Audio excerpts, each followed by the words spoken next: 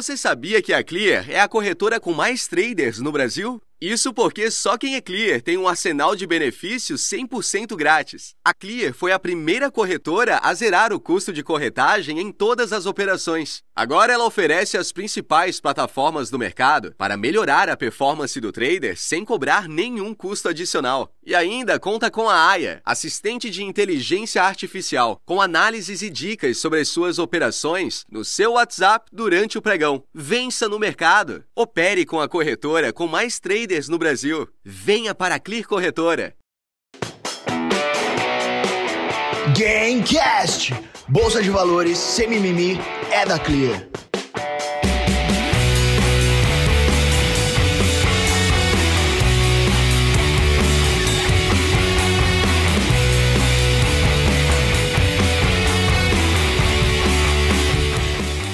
Fala pessoal, seja muito bem-vindo a mais um Gamecast, onde se fala de bolsa de valores sem mimimi. Até errei aqui.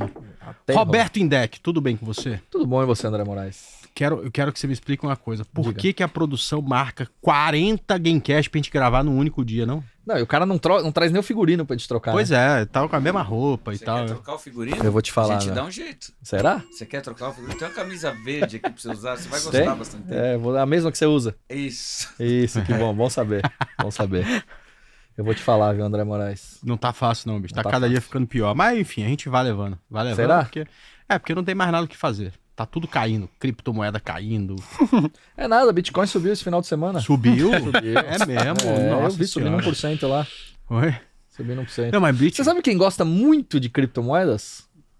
Pablo Spire, mais conhecido como Vaitorinha. É Vaitorinha, é meu? Ah, que eu vi lá umas coisas dele de criptomoeda.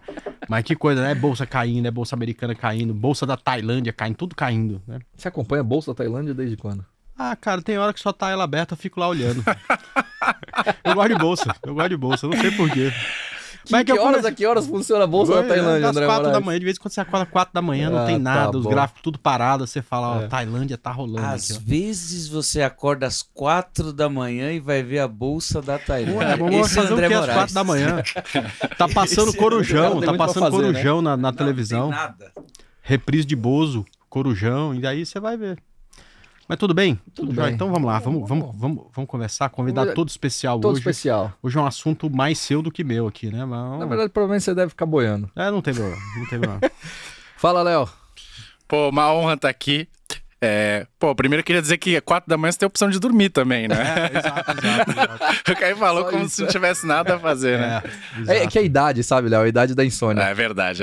Eu sei as preocupações, eu já tô chegando por aí já. Mas, pô, muito feliz de estar aqui agora presencialmente, né? Primeira vez. Porra, primeira vez. Sim. E já queria, começar abrindo dizendo que o trabalho que vocês fazem no Instagram é surreal. Pô, o perfil lá de mais de 80 mil, institucional, pô, falando de day trade, né? É bastante difícil o que vocês estão fazendo. Então, quem que é o responsável? Quem- Produção existe? É, Quando quer, né? de vez em quando faz umas besteiras aí. Não, mas... Não, vocês Final de mandam bem. semana ainda, né? E a gente... Sábado à noite. a gente tem que Sábado à puxar a noite. orelha. Vocês estão mandando bem lá.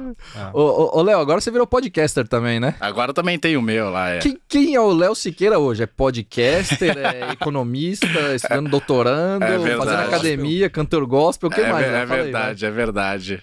Eu tenho que parar pra Quantas ver, horas por dia, ver vai? as frentes. O pessoal, sabe, o pessoal fala assim, pô, você não dorme não, tal. Não, eu durmo bastante. Às 4 da manhã, você... Não, eu durmo bastante. Eu sou da teoria que tem que dormir mais de 8 horas por dia mesmo, e sempre que dá pra dormir à tarde, quando possível, porque você divide o dia em 2, é bem mais produtivo. vai. Ah, dá pra ver que você não tem filhos. Não, é verdade, tem essa. Em algum lugar onde está, é verdade. Eu não sou casado ainda e não tenho filhos, talvez por isso eu consigo isso daí. Mas tem o podcast lá meu e do Vinícius Poit, na Arena, né, que a gente também... ali é... Poit, deputado federal. Isso, deputado federal do Novo, pré-candidato agora ao governo. E daí ele chamou a gente pra fazer, a gente falou, vamos fazer um podcast que é o The Man, The Arena, né? Aquele poema do Roosevelt, que não é o crítico que importa, né? O crédito pertence a quem está na arena. Então é isso, tá cheio de gente, se quiser. Você tá lá operando e tal, mas se você quiser eu fico lá dando dica, compra, vende, sem skin the game nenhum. Mas pô, o que importa é quem tá na arena, né? E no nosso caso, eu também talvez teria uma possibilidade de virar palestrante, vou ficar aqui falando, né? Mas não, tem que estar lá na arena, tentar deixar um legado, fazer assim, né? O o Beto tá lá, pô, gerando emprego, renda. Então, o crédito que pertence a quem está na arena. É isso aí. Ô, Léo, vamos começar com um assunto bom aqui, cara. É que nem se chegou, a gente não tem pauta, entendeu? Vamos trocando ideia aí, eu acho que esse que é o mais importante. Eu já trago alguns assuntos que você adora. Sim. Fala sobre educação financeira. Legal. Né? Essa última semana a gente teve um vídeo circulando nas redes sociais. Exato. Deputado ou vereadora? Deputada estadual, Luciana Genro. Luciana Genro, lá do Rio Grande do Sul. Exato. Né, falando que não é interessante educação financeira para pobre, por uma série de razões. Ridículo. Ela colocou, era ridículo e tal, ela colocou as justificativas dela. E praticamente o fim tweet inteiro bateu Sim. em cima disso. E eu fui um Sim. dos que bati em cima disso também. Sim. Porque para alguns, educação financeira, e aliás, o meu post, que putz, André Moraes, o meu post viralizou absurdamente no Twitter. Eu nunca imaginei que ia ter isso, mas enfim, mais de 5 mil retweets, enfim. Um post que eu achei até meio, na hora, meio besta na hora que eu postei, mas puta, viralizou porque eu falei, a 11h59, o brasileiro não precisa de educação financeira. Meia-noite, não sei quantos milhares de brasileiros têm mais de R$1 milhão na poupança. E aí comecei a receber uma série de críticas nesse post das pessoas falando, mas é melhor deixar na poupança do que perder dinheiro na bolsa. Então as pessoas elas resumem a educação financeira como se fosse comparando poupança com bolsa, o que eu acho uma grande besteira, uma grande bobagem. E eu queria que você falasse um pouco desse tema, né, Léo?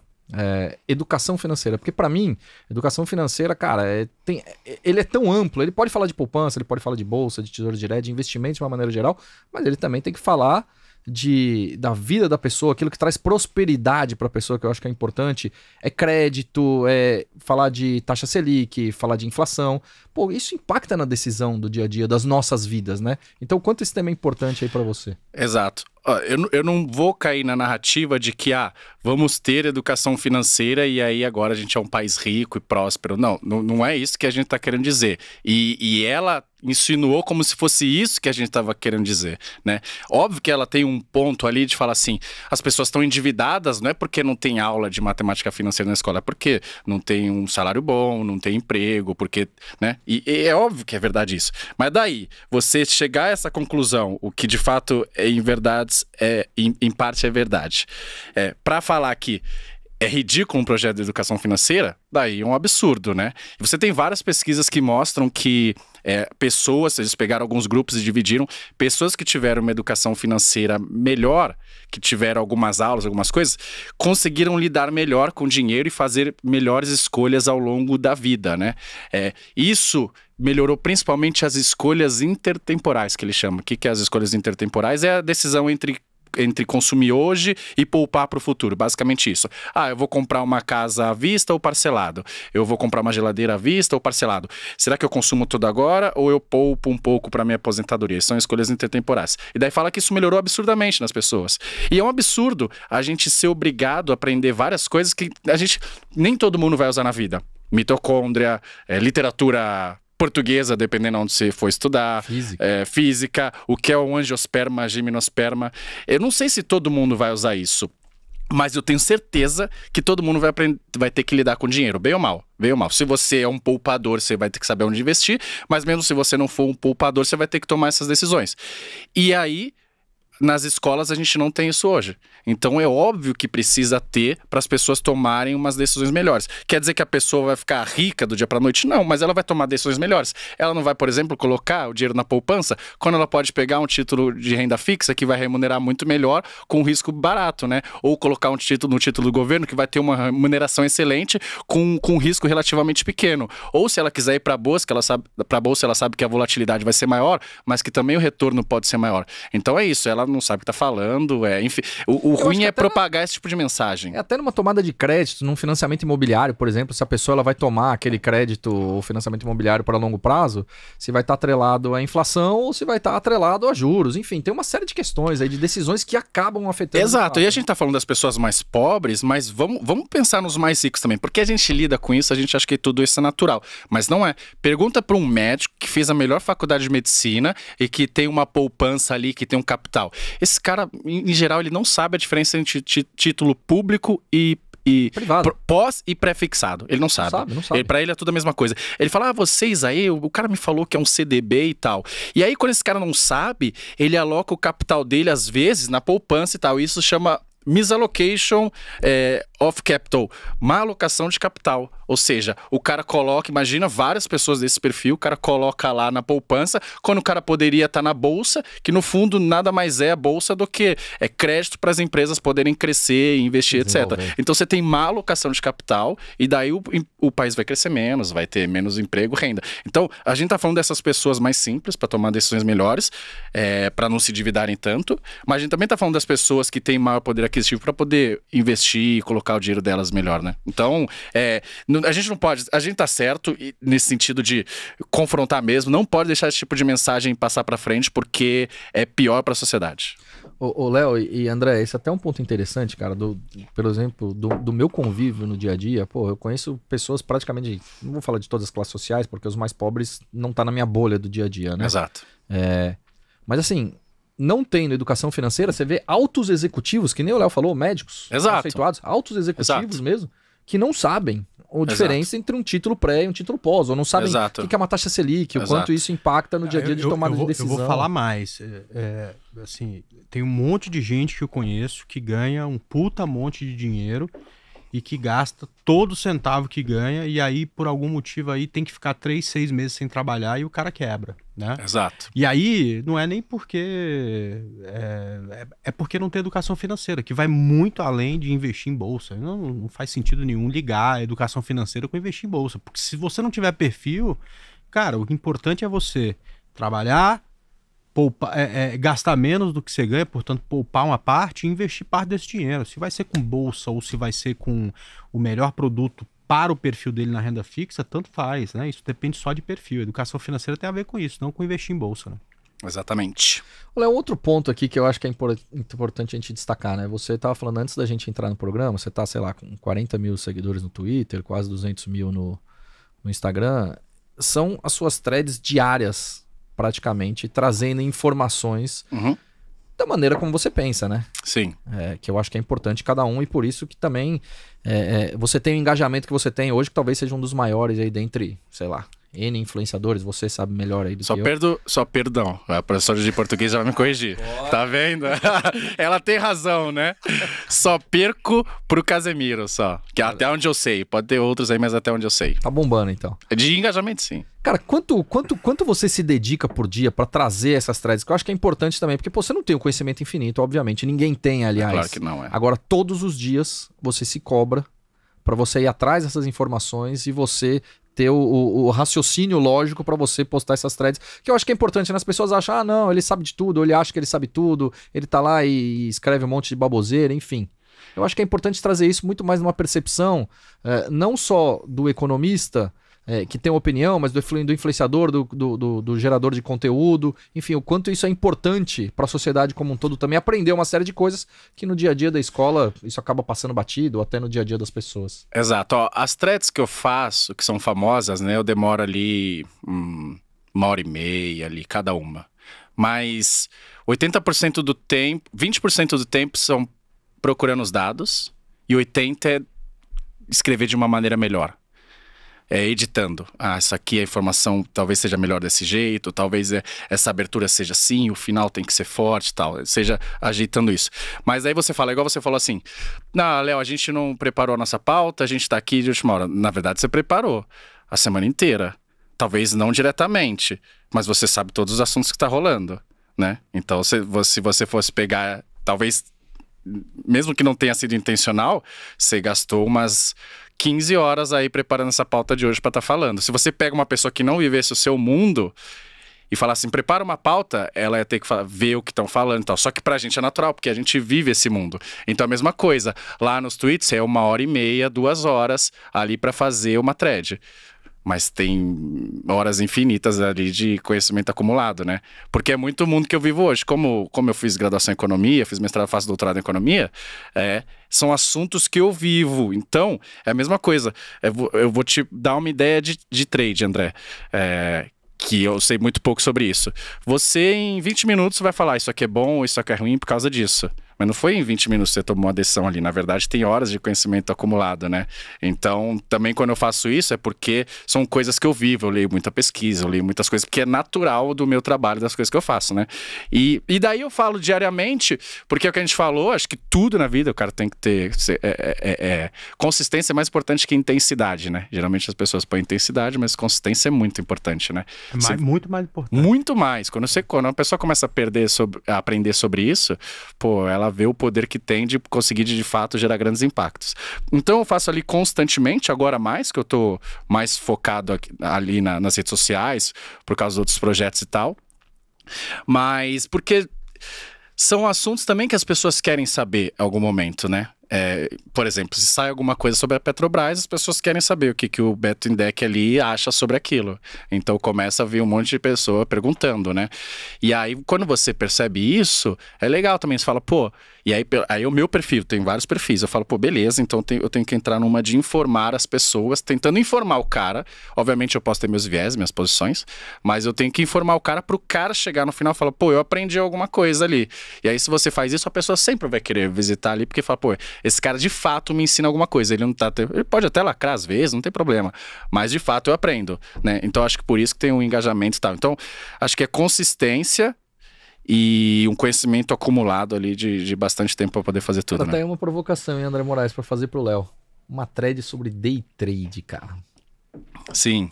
Ou sobre análise gráfica, não precisa nem ser não, eu digo day trade porque day trade é um tema polêmico pra caramba, né? Onde a gente vê aquelas pesquisas da GV, sim, daquele relatório lá de 2012 a 2017, sim. Que trazem que, sei lá, 99% ou 95% sim, perdeu dinheiro no day trade. Sim. Mas eu bato muito nessa tecla, porque a imprensa, da forma como ela divulga day trade, muitas vezes é para trazer algum tipo de sensacionalismo. Eventualmente algum clickbait, por exemplo, como teve uma capa da Isto É comparando day trade com cocaína. Mas assim, ninguém coloca as razões, o porquê disso. Isso eu acho importante. Por que 95% das pessoas perdem dinheiro com o day trade? Talvez nem você, Léo, parou de se perguntar por que isso não tá dentro do seu mundo, não tá dentro da sua bolha. Mas é um tema que, pô, gera pra caramba muitas pesquisas, muito engajamento, né, André? Em relação ao day trade. E é um assunto mas ninguém tão para simples, se perguntar, né? Porque, o porquê. olha só, o conhecimento acumulado de fazer uma faculdade de economia, sim, 5 anos, um mestrado, provavelmente 2 anos, pelo sim, menos, né? Uhum. Tá fazendo um doutorado, sim, viver isso no dia a dia, sim, talvez seja muito mais importante do que quando sai o assunto da Petrobras, você já viveu tanto aquilo e tudo mais que 90% do que você tem que escrever você já sabe. Exato. Aí você vai buscar um número. Exato. Por que o cara tem tanta dificuldade com day trade? Porque, cara, o cara não vive 10 anos... Assim, eu acho esse assunto assim, super simples de resolver. O cara não vive 10 anos aprendendo sobre aquilo antes de tentar. Ele primeiro tenta, chega no mercado, tenta, 3 meses depois perdeu o dinheiro e vai embora, né?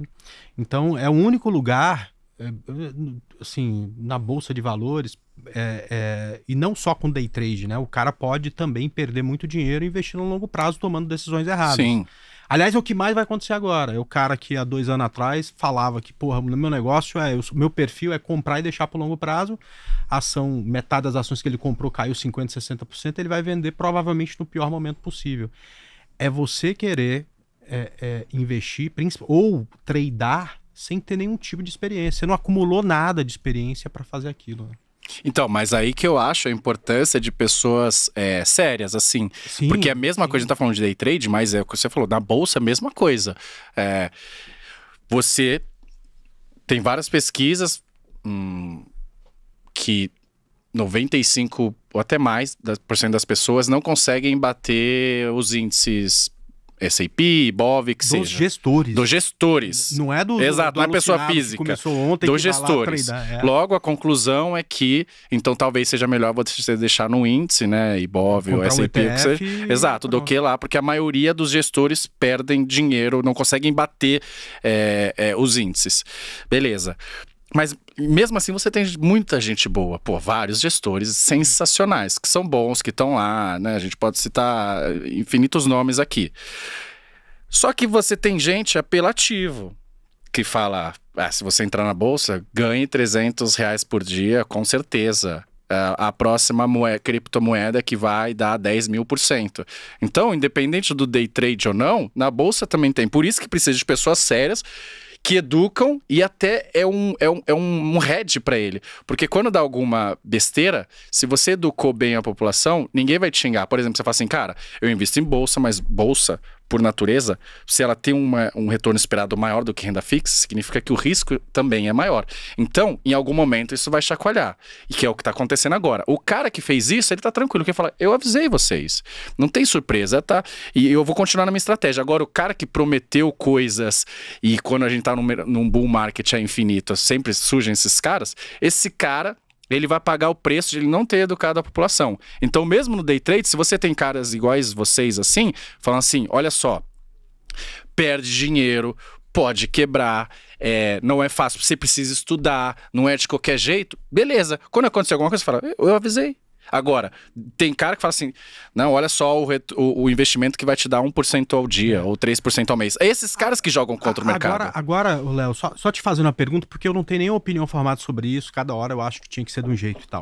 A gente, assim, tem muita gente que fala do day trade, tipo assim, como ganhar R$500 por dia e tudo mais e tal, e a gente fica imaginando que tem um cara ali que tá precisando, talvez de R$100 por dia, que se encanta com aquilo e acaba perdendo dinheiro.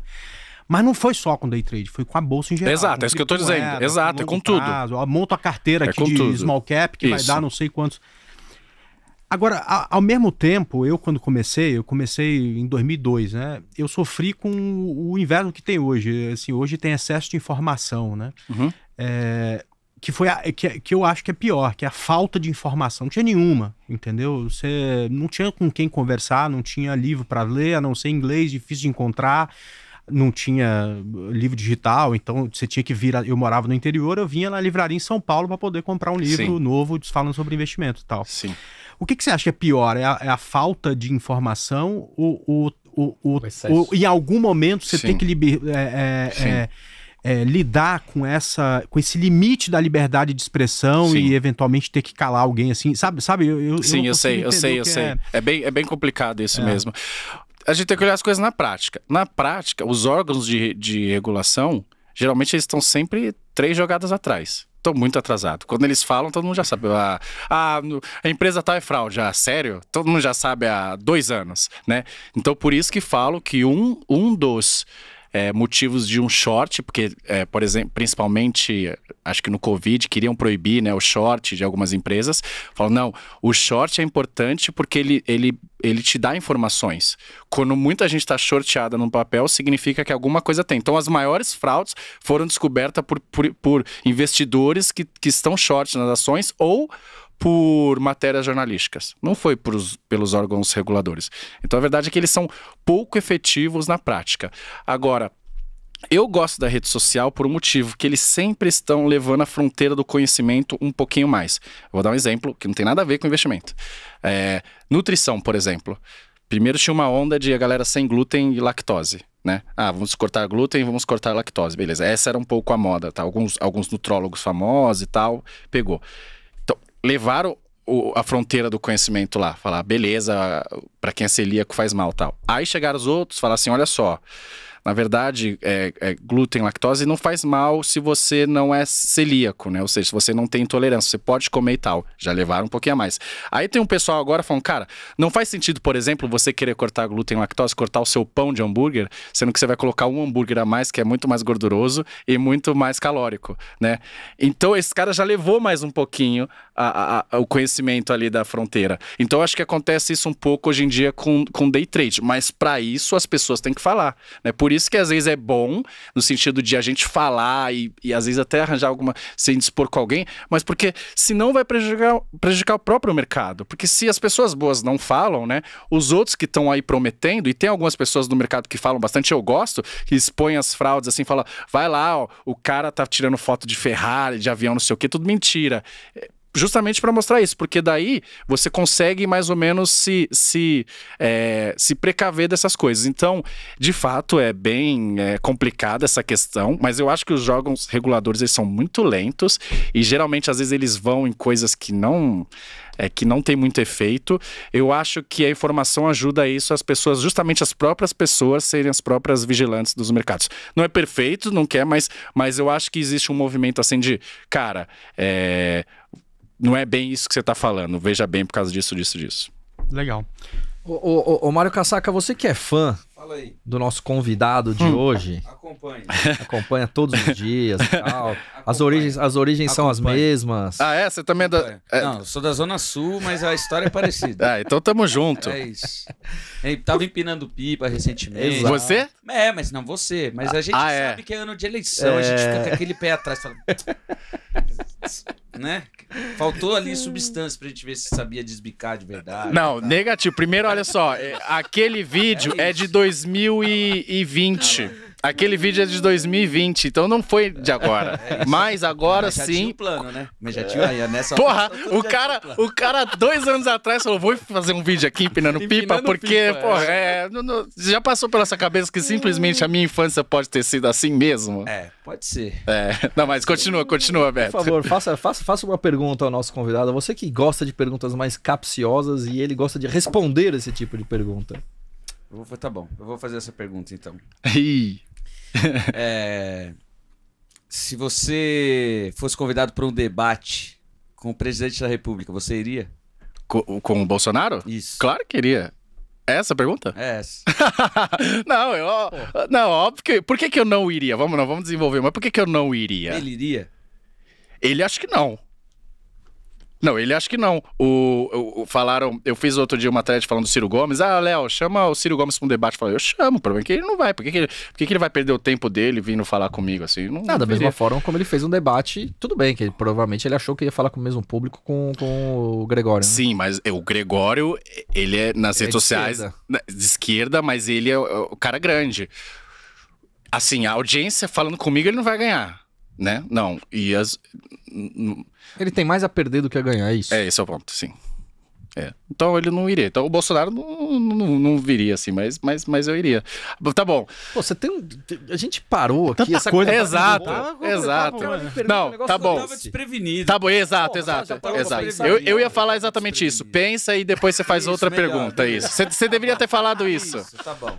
Mas tudo bem. Você fala assim, quando assim você fala assim, ó. Qual a região mais ao leste que você já foi, além do Tatuapé?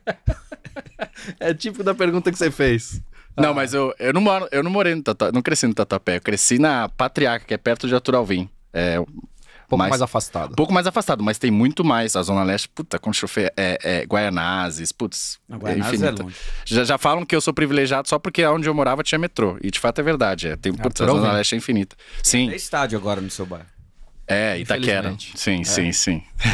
Que não tá pago, aliás, né? Exato. Disseram que era nosso, agora a gente tem que pagar, não tô entendendo mais nada. Ô Léo, e me traz, algumas coisas que eu acho que são interessantes no dia a dia aí, desse momento que você tá vivendo, dessas threads todas, né? O que gera mais engajamento, o que gera mais, as pessoas elas ficam mais ouriçadas, digamos assim, de quando você posta? Primeira coisa, tem um conceito que chama newsjacking, que eu aprendi faz um tempo já, mas que eu acho bem importante. Newsjacking, né, no sentido de raptar, quando acontece um fenômeno e você, de alguma maneira, consegue se apropriar dele. Tá todo mundo discutindo aqui, de alguma maneira você consegue se apropriar. Vou dar um exemplo, o Átila, do Covid. Teve Covid, não tinha especialista nenhum, porque não tinha existido. Aí chegou um cara lá que era... Não sei se ele é biólogo. Biólogo. E aí, ele começou a postar informações sobre aquilo. E aí, ele se apropriou daquilo. Então, ele naturalmente vira uma referência nisso. E aí, quando você vira uma referência, tá todo mundo de olho, sabendo que você tá falando sobre aquilo, e aí você vai soltando informações novas, cada vez um dado novo e tal, porque você também tá aprendendo ao longo do caminho, né? Então, sempre que eu faço alguma coisa nesse sentido, dá bastante engajamento, porque tá todo mundo falando. Se eu falar sobre Bolsa Família hoje, vai ter um engajamento X. Se o Bolsonaro falar que Bolsa Família é bom ou ruim, e aí se o Lula falar que é bom ou ruim, pronto, aí se eu falar, porque tá todo mundo querendo saber. Né? Então isso faz diferença. Então, sempre que você soltar um assunto que as pessoas por algum motivo tiverem mais de olho, é mais fácil a chance de você ter algum resultado. A segunda coisa que eu vejo é, de novo, você sempre informar de alguma maneira a pessoa, assim, né? De ela aprender aquilo. Então, como eu estou, né, mais um pouco no mundo da política, é natural as pessoas tomarem lados, é natural. Mas elas gostam... Você não quer muitas vezes, dependendo do tipo da pessoa, um lado que você já sabe o que vai falar, né? Isso aí. Assim, quando o Elon Musk veio pro Brasil... E aí eu falei, cara, deixa eu ver o que alguém da esquerda falou aqui, porque com certeza alguém criticou, né? Quando ele quando ele mandou o pessoal pro espaço, porque você já sabe o que o cara vai falar, né? E mesmo assim as coisas da direita também, você já sabe. Então, é legal às vezes pessoas que de alguma maneira ela vai ter algum senso crítico, porque daí você fala, se você consegue isso, você tem alguma credibilidade, né? Então acho que é isso, o assunto tá no debate é muito mais fácil. Qualquer coisa, tá? Newsjacking, por exemplo, se eu fosse jornalista, acontece lá o caso do Neymar e da Nájila. Eu ia pesquisar, ia soltar uma informação, depois ia soltar outra. E aí, pô, aquele cara ali, por algum motivo, ele tá sabendo mais que os outros. E aí, naturalmente, você vira o Léo Dias aí do negócio. Mas isso tem um poder absurdo, né? Então é isso, é sempre... Pô, o que as pessoas talvez estão querendo saber que tá rolando aí? E tem um negócio também importante, muito legal. Uma vez eu tava falando com o Geraldo Samoro, e daí, né, do Brasil Journal, eu falei, Samoro, fala sobre isso.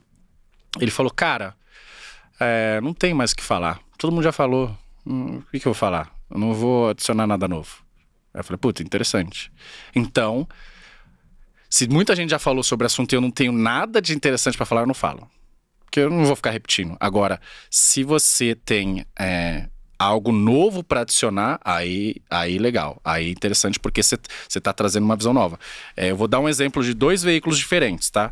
Infomoney e Brasil Journal. Pra mim, ou antagonista, talvez, vai. Brasil Journal, 3 artigos por dia. Acho que é no máximo. Extremamente profundos, né? Brasil Journal fala alguma coisa, provavelmente você vai querer ler, né? Por quê? Porque você fala, pô, ele sempre traz uma coisa nova de pessoas. Antagonista é outro business, um monte de notícia que eles querem ser o primeiro. E aí, como você quer ser o primeiro, às vezes muito superficial, né? Mas você acabou sabendo lá. É vender Bic e Montblanc, né? Tem mercado pros dois. Às vezes você quer vender, 100 mil Montblancs o ano inteiro e a Bic vende, sei lá, 10 milhões, né? Então eu vejo mais o Brasil Journal como Montblanc. Eu tento me posicionar um pouco mais assim. Poucas coisas, mas falando de uma maneira profunda. Por quê? Porque se você cria essa imagem... O cara fala, porra, aquele cara sempre que ele abre a boca, ele talvez tenha alguma coisa interessante. Mas pra isso você tem que dar tempo, as pessoas descansarem e tal. É igual o Sebastião Bonfim da Centauro fala, cara, não põe meu melhor sapato na vitrine todo dia. Não põe, porque cansa. Então deixa as pessoas descansarem de você. Então acho que eu colocaria esse terceiro fator de tentar agregar alguma coisa nova ao debate. Se não tem, todo mundo já falou e tal, deixa eles lá, vai descansar, vai fazer outra coisa. É isso. Muito bom. Muito bom. Eu acho importante esse tipo de pergunta. Algumas pessoas podem achar que é meio besta, mas a gente fazendo esse tipo de pergunta, que é um trabalho do gerador de conteúdo, né, André? Muitos traders que nos seguem aqui, muitos acabam virando, inclusive, gerador de conteúdo, ou querem virar, né? Então eu acho que trazer o Léo e exemplificar esse tipo de coisa eu acho muito importante, né? Legal. Cara, você tá pessimista ou otimista? E agora, indo aqui pra economia... falamos um pouco de economia, Beto, mas vamos falar mais agora. Com a economia do mundo, do Brasil, o que você tá olhando aí pra frente? Depende de outubro, da eleição? Sim. O Léo, acredito que tenha ficado muito feliz com as eleições na Colômbia. Exato, só sobrou a gente e alguns pouquíssimos países aí que não são de esquerda, né, na América Latina. O pêndulo tá voltando pro outro lado aí. Olha... Geralmente o mercado tende a olhar, né, o que vai acontecer com a economia esse final do ano e tal, no ano que vem e tal. Eu, né, pesquiso crescimento econômico e que alguns países são mais ricos que outros. Eu não estou preocupado muito com o final desse ano, estou mais preocupado como é que a gente vai crescer em décadas. É muito difícil acertar a temperatura do dia, mas é mais fácil acertar as estações do ano, né? Isso é mais fácil. Sim, com certeza. Então, olha só, o Brasil cresceu desde 1985 para cá, ou seja, nos últimos 36, 37 anos, 2,2% ao ano na média. 2,2%. Significa que, se a gente separar, parte disso qual que é o crescimento de um país? É o quanto cada um produz, vezes o número de pessoas que produzem, né? Ou seja, quanto cada um produz, a gente pode chamar de produtividade, vezes o número de pessoas na economia. Então, ou você cresce o número de pessoas na economia, mão de obra, ou você cresce a produtividade. Então, a gente consegue fazer essa divisão. Desses 2,2%, 2% foi... aqui na minha divisãozinha, 2% foi de crescimento de mão de obra. Ou seja, as pessoas tendo muito filho, a história do boom demográfico. Países que têm um boom demográfico, muita gente entra no mercado de trabalho, crescem mais do que os outros. 2%, ou seja, só 0,2% foi o crescimento da nossa produtividade, em média, nos últimos 37 anos. Então, esse é o dado. Beleza. Agora, o que o Brasil vai crescer daqui 10 anos? Como é que ele vai crescer? É muito fácil você projetar o crescimento da população que entra no mercado de trabalho, porque isso tem a ver com um dado do IBGE, né? Tem a ver com o número de filhos que as pessoas têm, taxa de natalidade, mortalidade, essas coisas. Nos próximos 10 anos a gente vai crescer 1%. Ou seja, os 2 já cai para 1.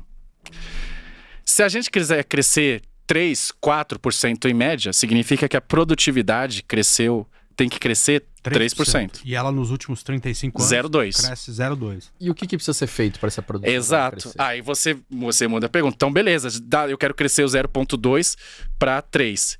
É difícil. É um aluno assim, é difícil tirar 9 numa prova? É difícil. É mais difícil ainda quando você tirou 2 na anterior, né? Se você tirou 10, é mais fácil você tirar 9. Se você tirou 2 na anterior, o Brasil é um aluno que tirou 2. Então, beleza. Então, todas as políticas econômicas que tem, é o que eu penso. Isso vai aumentar ou vai reduzir a produtividade? Ou vai manter igual? Todas.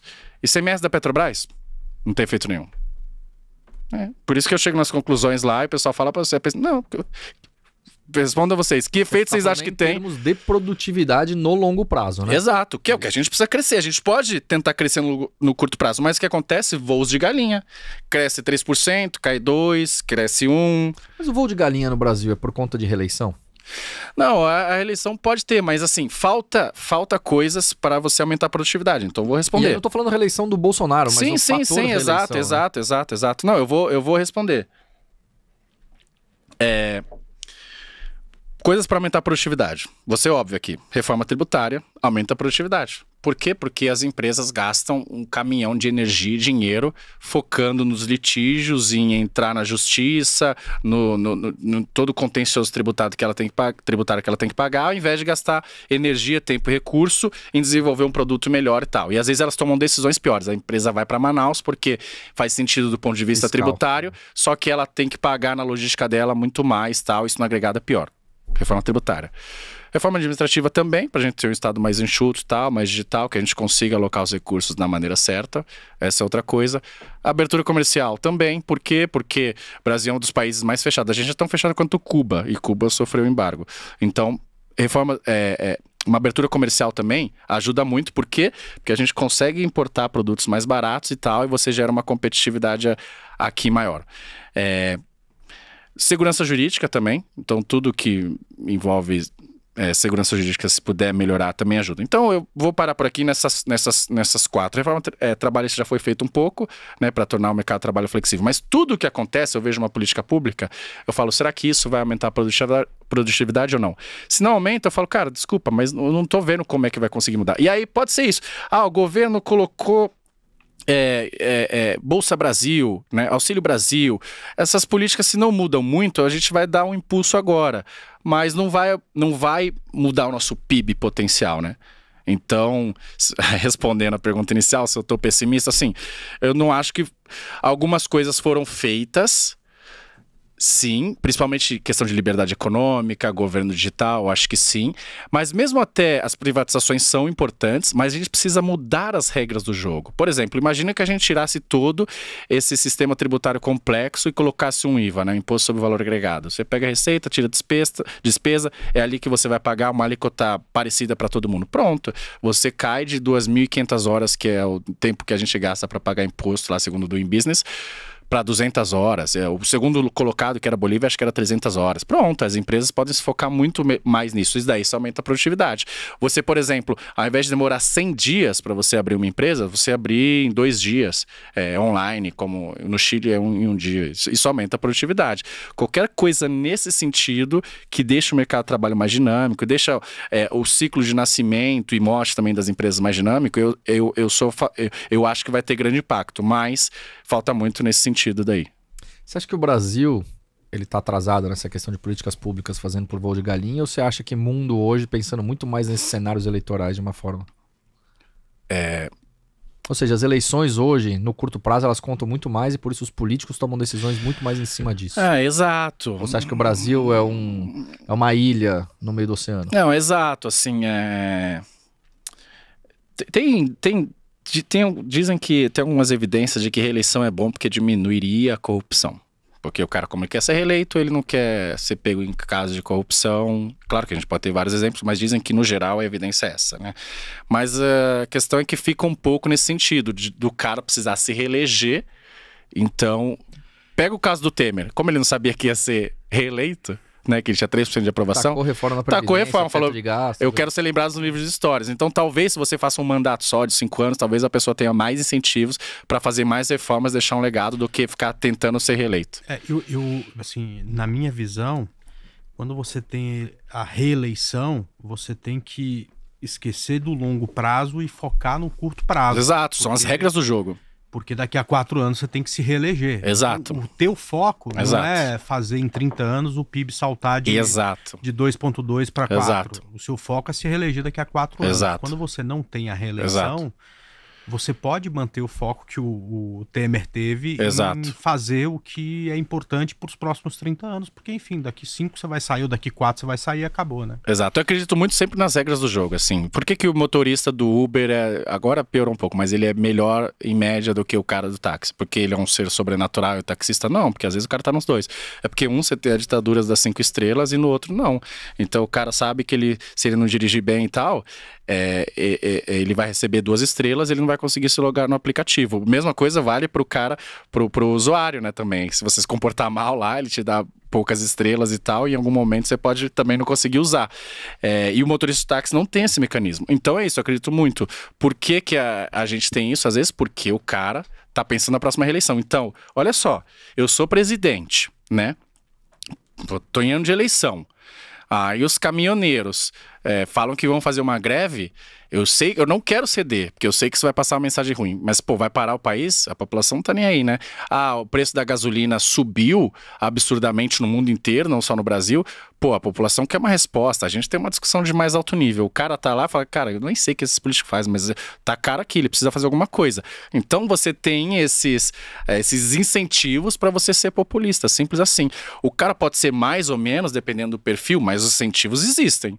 Então talvez se a gente muda as regras do jogo, talvez tenha menos incentivos. Porque é isso. Se imagina que não tivesse reeleição, né? Falar, não, beleza, tá subindo, mas eu não vou ser populista aqui, porque eu não vou ganhar nada, talvez, então deixa eu deixar um legado pro país, né? Então, as regras do jogo são super importantes. É isso aí. Muito bom, André Moraes. Já pensou na pergunta? Já, inclusive, você falou uma coisa que me fez pensar agora. Fez pensar. Parabéns, viu, Léo? É raro isso? Produção aqui. Não, me fez pensar. Por que você sempre anda de táxi e não de aplicativo? Quem? Você. Eu? Eu tenho um guess. Eu tenho uma teoria. É pra pegar corredor? Corredor. Não, claro que não. Corredor de ônibus. Pra mim é corredor de ônibus. Não, claro que não. Eu sim. Não, você não. Você perguntou pra mim, pô. Não, você com certeza temeria a sua avaliação pelo Uber, porque você jamais deixaria gorjeta pro Uber. Devido à sua pão durice. Será? É bem provável. Mas eu já sei a pergunta. Eu queria que você me explicasse se a culpa dessa subida de preço da gasolina graças a esse lucro exorbitante aí da Petrobras. É isso que eu queria que você me explicasse. Bom ponto. Tá bem em moda isso. Na verdade, é isso. A alta da gasolina não é um fenômeno brasileiro. Eu vi, acho que o Elon Musk fez um tweet. Na frente de um posto abastecendo com um galão a 7,11. Exatamente isso. O Elon Musk fez, ou seja, não é um problema exclusivo. Se o Elon Musk tá preocupado com o preço da gasolina, é porque o negócio saiu do controle, meu. Exato. Primeiro, um fenômeno mundial que não ocorreu por causa da guerra só, mas que a guerra incentivou na Ucrânia, mas já estava vindo antes, por causa dos quantitative easing dos bancos centrais, injetando muito dinheiro, a inflação chegou e chegou também nos combustíveis. Então, um fenômeno mundial que estava ocorrendo faz tempo. Daí, algumas pessoas dizem, mas é o lucro da Petrobras que é grande, né? Não lembro exatamente a margem lá, sei lá, 27%, não sei, mas era grande. Daí entra naquela história. Não adianta você pedir, pelo amor de Deus, para a empresa baixar o preço, né? Porque o sonho, o Peter Thiel, né, o fundador do PayPal, eu acho, talvez. Ele fala, o sonho de todo empreendedor é ser monopolista, pô. Você quer diferenciar o seu produto para você ser monopolista. Você só vai baixar o preço não é porque você é bonzinho, é porque você tem concorrente, né? Que se você não cobrar mais barato, ele vai para o concorrente. Então, a Petrobras não tem tantos concorrentes, ela é monopolista. Agora, principalmente numa parte da cadeia, na lei não é. Só que o que acontece? Ela tem várias regras especiais que beneficiam a Petrobras. Então, ela tem preferência nos leilões. E daí o que acontece? Você não consegue ter novos entrantes. Então, apesar de não ser monopolista em algumas áreas, 98% eu acho do refino é da Petrobras. A maioria dos postos é da Petrobras. Então, isso não é culpa exclusivamente da Petrobras. Você precisa de competição, de competitividade. Daí tem um negócio interessante que eu estava lendo também, que fala o seguinte, poderia ser mais barato aqui se a gente tivesse outras empresas, porque na verdade, porque falando da questão do PPI, né? Você cobra os preços internacionais. Mas se quando você importa, e tem parte que o Brasil importa, você está pagando frete mais seguro para trazer o combustível de fora. Se você tivesse alguns competidores nacionais, e não existe, você não estaria pagando frete e nem o seguro para trazer. Então estaria mais barato. Estaria mais barato, sim. Ia estar muito barato? Não. Por quê? Porque nos Estados Unidos o Elon Musk está reclamando lá também, então é um fenômeno mundial. Mas podia estar mais barato. Mas esse negócio de vamos baixar o preço, isso só é populismo e, bom, não vou ficar aqui falando que vocês sabem bem as coisas ruins que isso traz. E aí tem uma pergunta para te fazer. Você acredita na privatização da Petrobras? Acredito. Acredito porque saiu a da Eletrobras. Jura? Não, que em algum momento vai acontecer sim. Agora, acho que não. Não, agora não. A Petrobras demorou mais de 4 anos. Não, tudo bem. Desde o Temer a gente... Não, beleza, mas saiu. Você imaginava que ia sair agora nesse tempo? Acho que não, né? Principalmente no ano de eleição. Exato. E saiu torto, direito, beleza, mas saiu. Então acho que assim, as coisas... É o que o pessoal fala. Uma ideia, ela passa de uma ideia impensável para uma ideia pensável. Mas uma ideia ruim ainda. Depois de uma ideia ruim para uma ideia ok. Eu vou dar um exemplo. O impeachment da Dilma. A Dilma estava lá no governo, não sei o quê. Aí alguém falou assim, e se essa mulher sofresse um impeachment? Aí alguém falou, caraca, que ideia ruim, mano. Né? Com certeza o primeiro cara que falou isso, mano, tá viajando. Aí, é verdade, talvez faça sentido. Primeiro ela saiu de uma ideia impensável para uma ideia pensável, porém ruim. Depois, talvez faça sentido. E depois muda para uma ideia inevitável, quase. Então, privatizações é assim também. As coisas, né? Por exemplo, legalização das drogas. Vamos legalizar a maconha, né? Pô, que ideia ruim. Aí você já está num momento que tem várias pessoas, não, talvez faça sentido. Então a privatização da Petrobras é exatamente isso, eu acho. Antes era inadmissível, agora o pessoal está falando, não, mas o petróleo é nosso. Mas como é que o petróleo é nosso e está tudo caro? Então talvez privatize isso daí e tal. Então, em algum momento vai acontecer, não acho que vai demorar tanto, mas não nesse governo aqui agora. Mas talvez no próximo não seria surpresa.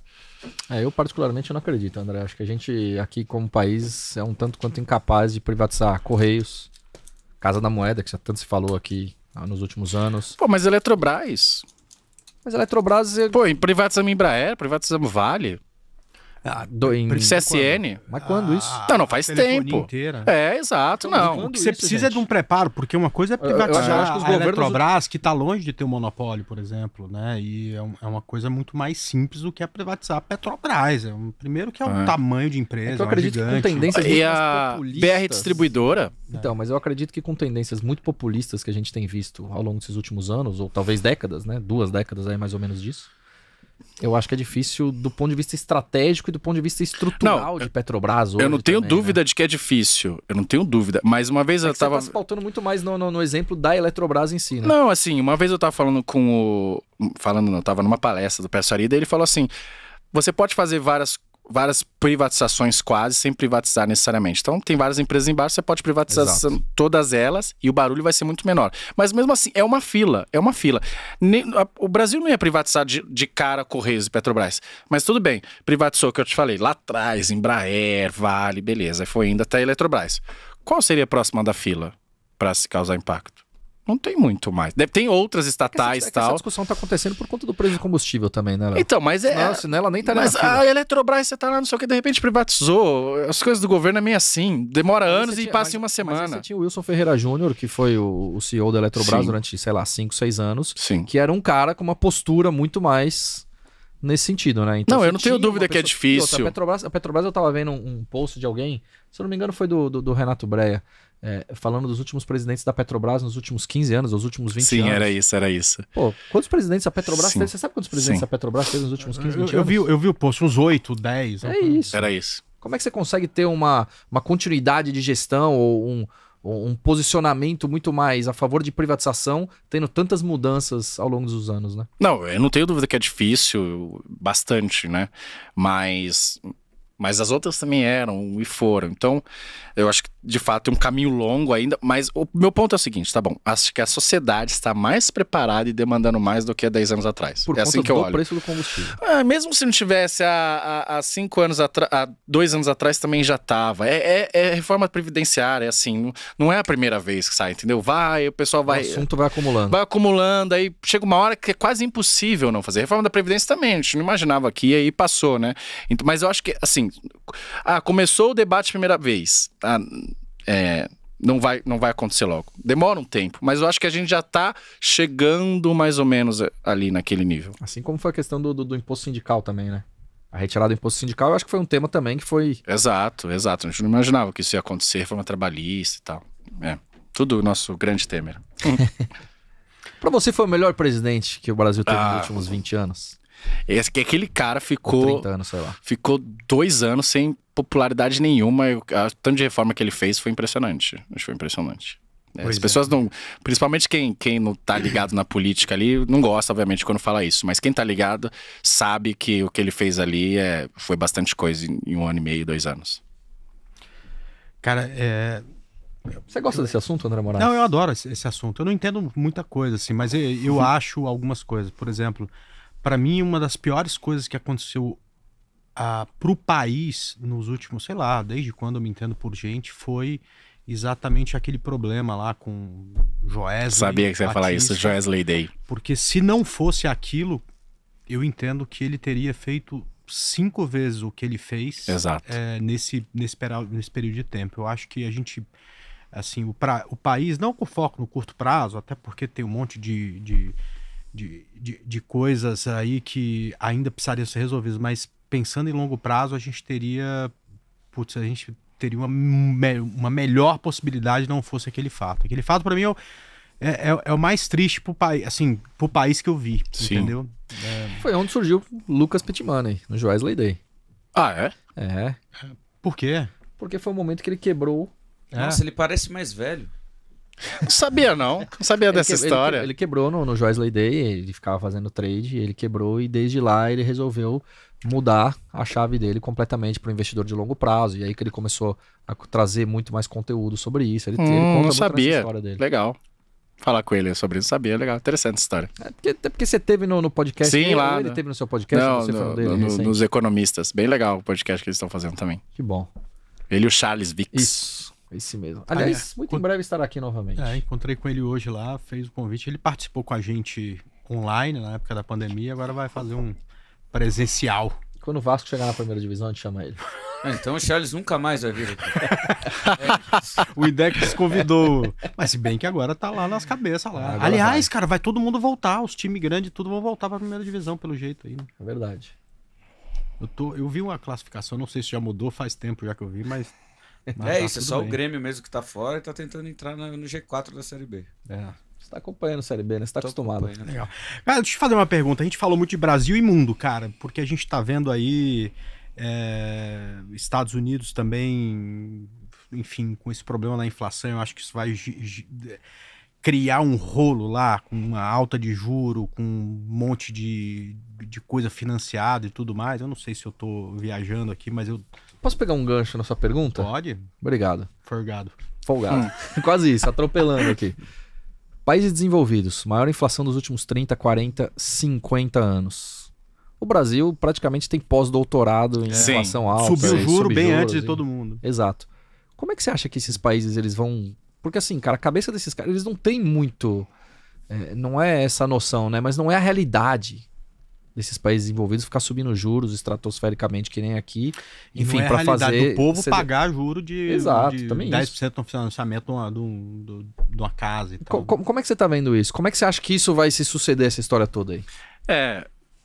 Tem aquela história que um economista americano falou que geralmente quando você tem desemprego nos Estados Unidos abaixo de 4% e inflação acima de 4%, geralmente vem recessão por aí. Que é justamente que eles estão chegando, né? Desemprego caindo bastante.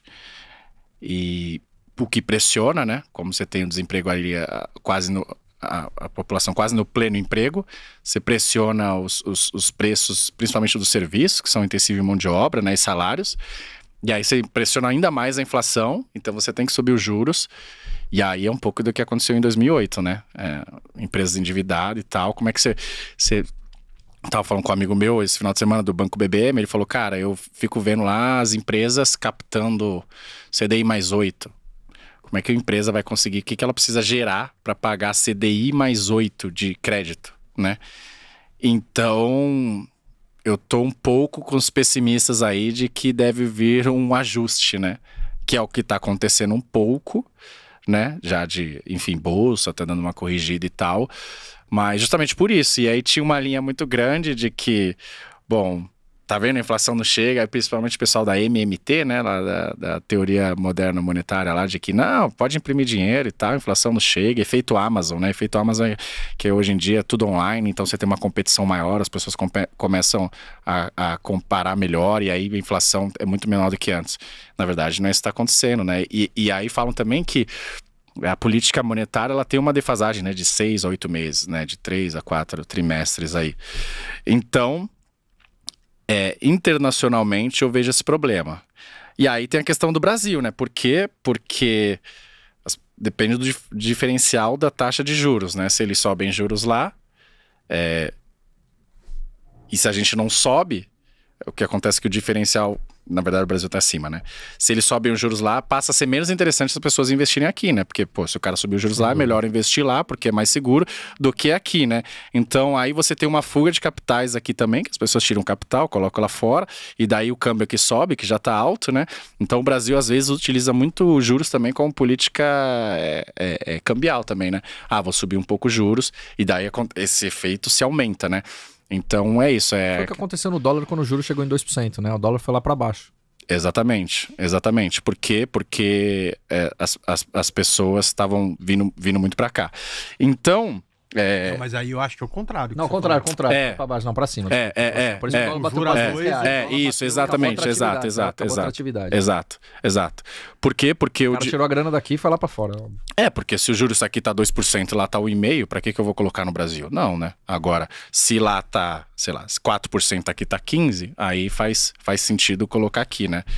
É por isso que outro dia eu dei uma declaração um pouco polêmica falando Qual foi? De câmbio entre 4 e 6 reais, que eu acreditava do câmbio estar mais próximo dos 6 reais, porque o nosso juros está lá em cima.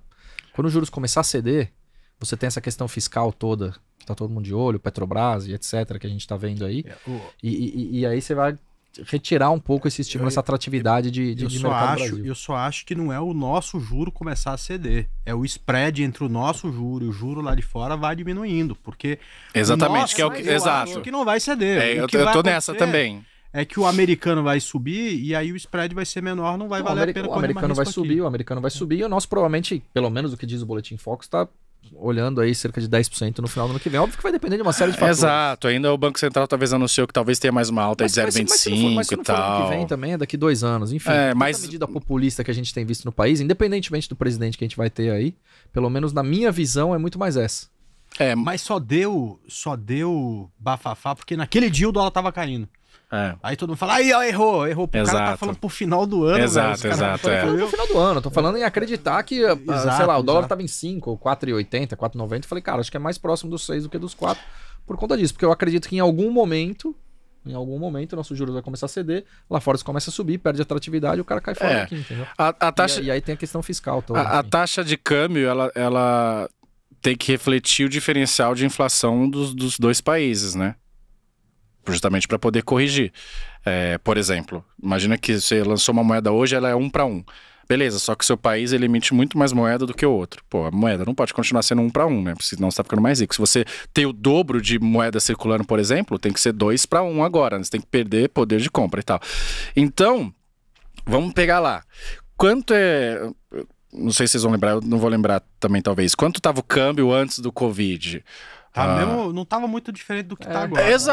Exato. Tá num nível lá. Vamos assumir que aquele é o nível certo, tá? O que pode ser forte, mas vamos assumir. 5. Vamos lá. Por volta disso. Isso. Aí o Brasil vai e gasta, gasta dinheiro pra caramba, né? Infinito. Por que a gente acha que depois de passar por tudo isso, o câmbio deveria estar 5 ainda? Então eu concordo que eu acho que ele deveria estar em algum momento mais para 6 aí e tal. A não ser que você falasse, não, estamos fazendo a lição de casa, tudo bem. E de fato tem uma força nisso, que o Brasil está tendo alguns superávites, né, nas contas do governo, né? Justamente porque... Por que a arrecadação do governo está subindo? Porque muito do nosso imposto é imposto sobre consumo. E imposto sobre consumo é uma alíquota do preço. Então, se você tem inflação de 10%, significa que a caixa de leite agora subiu de 10 para 11 reais. Então, você está arrecadando em cima de 11 reais, não mais 10. Por isso que o governo, a arrecadação, bate recorde atrás de recorde. Não é um bom motivo, é parte por causa da inflação. Se a gente tivesse algum outro imposto, que fosse uma alíquota fixa, alguma coisa assim, a gente não teria essa alta aí. Então, o governo muitas vezes comemora, eu vi o Mansueto falando isso outro dia, mas é por causa do nosso sistema tributário, né? Mas então a gente está tendo um superávit por causa disso, porque a gente aumentou muito a arrecadação, porque parte dele é do imposto sobre consumo, e o consumo aqui, o nosso imposto é em grande parte sobre consumo.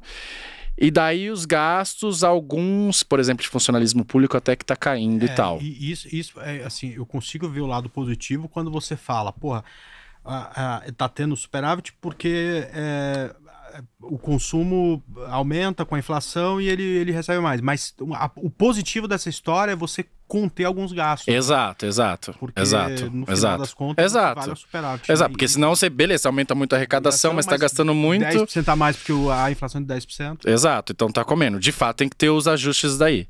Mas eu acho que pro Brasil ainda precisa fazer alguns ajustes, senão eu tô vendo o câmbio mais perto de 6 do que de 4 também. Não tem por que eu achar que o Brasil tava melhor do que antes do Covid, quando veio uma crise que afetou o mundo inteiro. Então por que eu acho que o câmbio vai estar mais baixo do que naquela época, né? Eu acho que se tiver uma pressão é pra cima.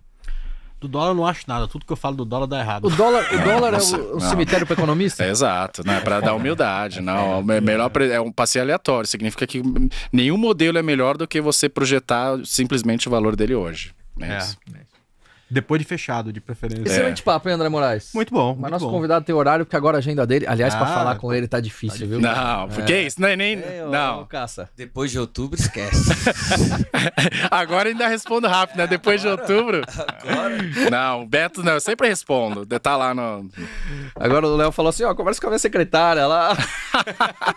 Não, eu sempre respondo. Sacanagem, tô brincando. Eu sempre respondo. O pessoal que gostou do papo aí, que quiser te seguir nas redes sociais, como é que te acha? Exato, Leonardo Siqueira BR no Instagram, Léo Siqueira BR no Twitter e tem TikTok agora, sabia? Ô, louco. É assim. Acho que é Léo Siqueira, Já tá eu acho bombando também. lá também? Cara, tá entregando bem. Acho que fica a dica aí, não sei se já estão lá, o Gamecast. Estamos. Então, mas tá entregando bem, acho que vale a pena. O Facebook eu nem entro mais. Deveria, talvez, mas não entro. Mas é isso aí. Instagram e Twitter e muito TikTok. Bom, muito bom, André. E o Gamecast tem redes sociais? Não? Tem, exato. Precisa ver se a produção tá acordada pra falar isso. Não, mas a produção tem umas 5 perguntas que você só pode responder uma coisa ou outra, é isso. Ah, é? É. Beleza. Agora, valendo. Beleza. Poit, governador ou WhatsApp da Shakira?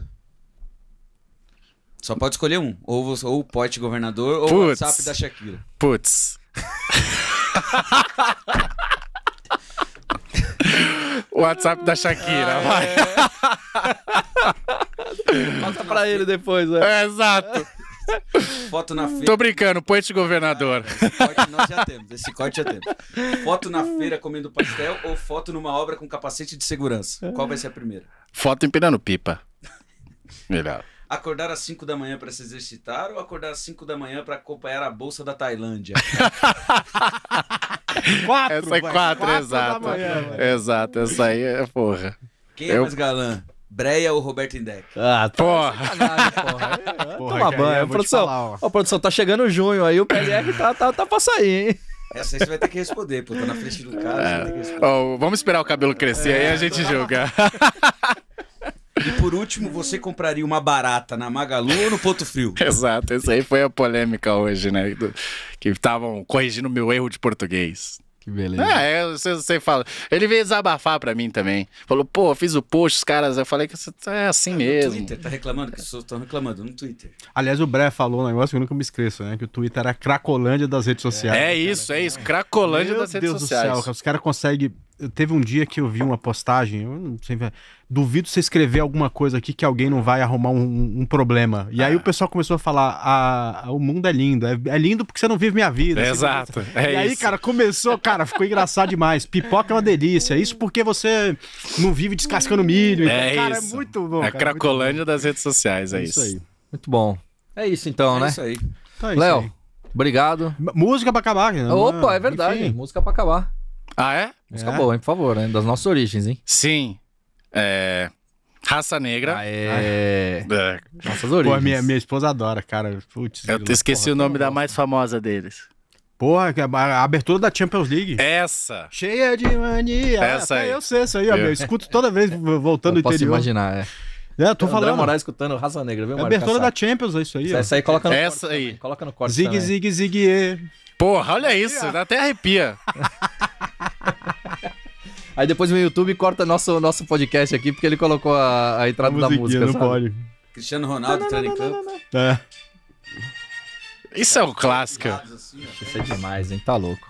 Tá vendo? E o pessoal acha que eu não, né? A gente gosta disso. Vai na balada disso, não, e né, ele é pior que ele é micareteiro, né? O cara sábado de manhã o cara põe um Belmarques. É isso aí. Bom, pessoal, valeu. Até o próximo Gamecast. Falou. Valeu, Léo. Falou. Valeu. Até o próximo agradeço. Gamecast. Tchau. Falou. Gamecast. Bolsa de valores sem mimimi é da Clear.